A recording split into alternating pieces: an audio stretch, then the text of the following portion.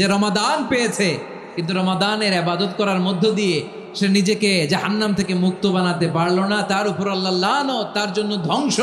সাইয়েদনা জিব্রাইল বলেছেন আমিন, স্বয়ং বিশ্বনবীও বলেছেন আমিন। আওয়াজ করে পড়েন নাউযু বিল্লাহ।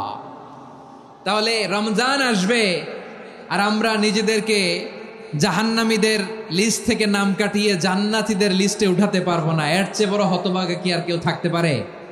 আওয়াজ করে বলেন। তাহলে রমাদানের এই রহমত, বরকত, মাগফিরাত, ফজিলত আমাদের কামাই করার দরকার আছে না নাই? আর মাত্র 7 দিন বাকি। আর মাত্র কয় দিন? এগুলো নিয়ে আমাদের কোনো আগ্রহ নাই। তোমাকেই খুঁজছে বাংলাদেশ, ক্লোজ আপ ওয়ান, আর মাত্র 7 দিন বাকি। টেলিভিশনে বিজ্ঞাপন আছে না নাই? রেফেল ড্র হবে লটারির, আর মাত্র 5 দিন, আছে না নাই? কিন্তু এমন এক বরকতময় মাস আসতেছে, আর মাত্র 7 দিন বাকি। আমাদের কোনো সেন্সই নাই, আমাদের মধ্যে কোনো অনুভূতি কাজ করে না। হায় রে দুর্ভাগা মুসলমান। আমার প্রিয় ভাইয়েরা, আপনি পৃথিবীতে যত ইবাদত করেন সব ইবাদতের সওয়াব নির্ধারিত। এটা পাবেন বা ওইটা পাবেন, এই সওয়াব জান্নাতে, এই বাড়ি ওই বাড়ি।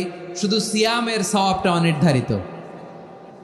কুল্লু আমালি ইবনে আদম ইউদাআফ আল হাসানাতু আশরু আমসালিহা ইলা 700 দি'ফিন ইল্লা সাওম। সব নেক আমলের সওয়াব বাড়তে বাড়তে 700 গুণ, কিন্তু রোজা ছাড়া। রোজার সওয়াব কি হবে?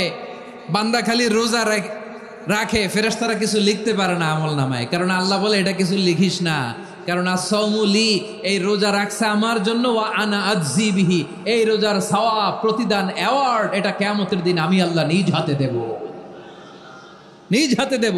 আরেক বর্ণনায় এসেছে ওয়ানা উজজাবি, আমি আল্লাহ নিজেই হয়ে যাব রোজার প্রতিদান। সুবহানাল্লাহ পড়েন।